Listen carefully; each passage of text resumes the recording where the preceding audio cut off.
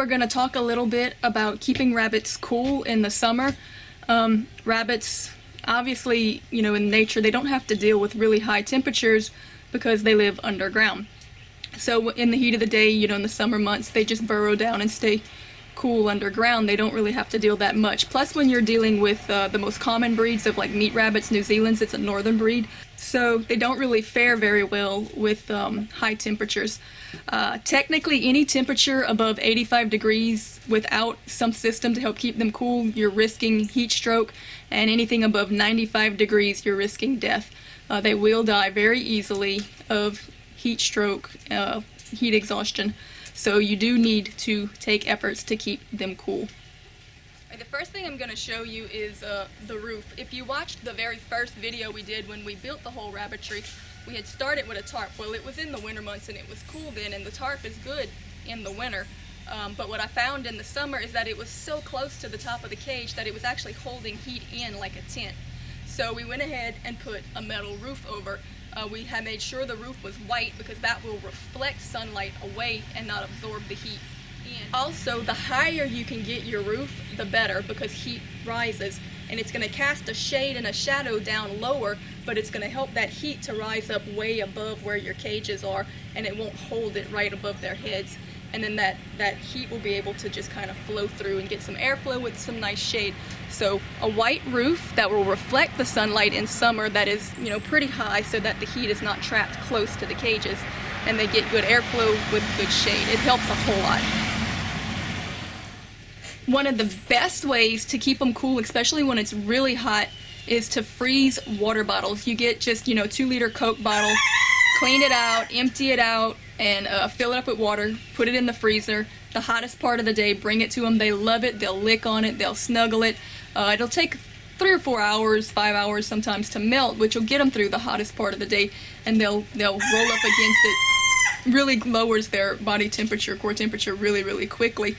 And it also has kind of the added benefit that, at least here where it's really humid, the cold on the inside of the bottle pulls moisture out of the air, and they get this condensation all on the outside of the bottle, which is really cold also, so they lick that up and they get that really ice cold water that helps to cool them down.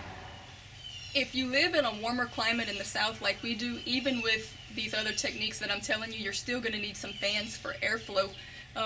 We have 2 different fans out here, and they kind of serve 2 different purposes, so you can choose which one will work best for you.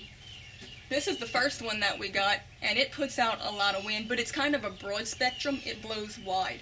So if you have wide cages, like on this side we have 2 layers, it's good for that. Also, if you have a big enclosed area, you know, like a barn that they're in, you know, 2 or 3 of these, and it's going to push air through the whole thing.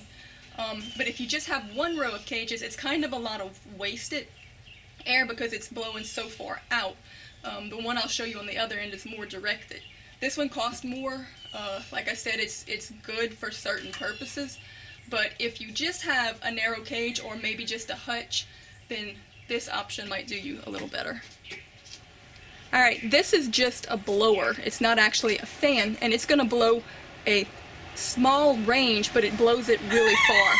So this will actually blow halfway across the 21 feet I think we have of cages here.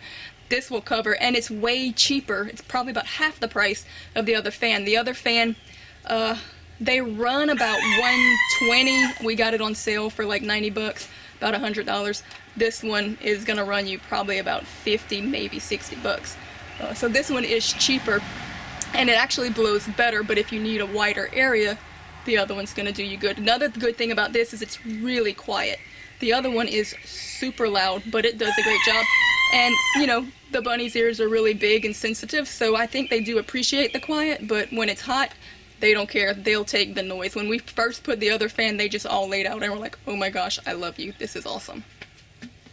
Another tip that I've heard, but I really didn't try, for keeping them cool is to put a wet sandbox in the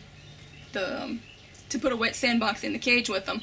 People will get like a cheap, you know, kitty litter box, fill it with sand and wet it down, put it in there, and when they get hot, they can lay in it without getting, you know, soaking wet or splashing it all out and spilling it everywhere. They'll kind of dig in it a little bit and lay and kind of cool their bellies off.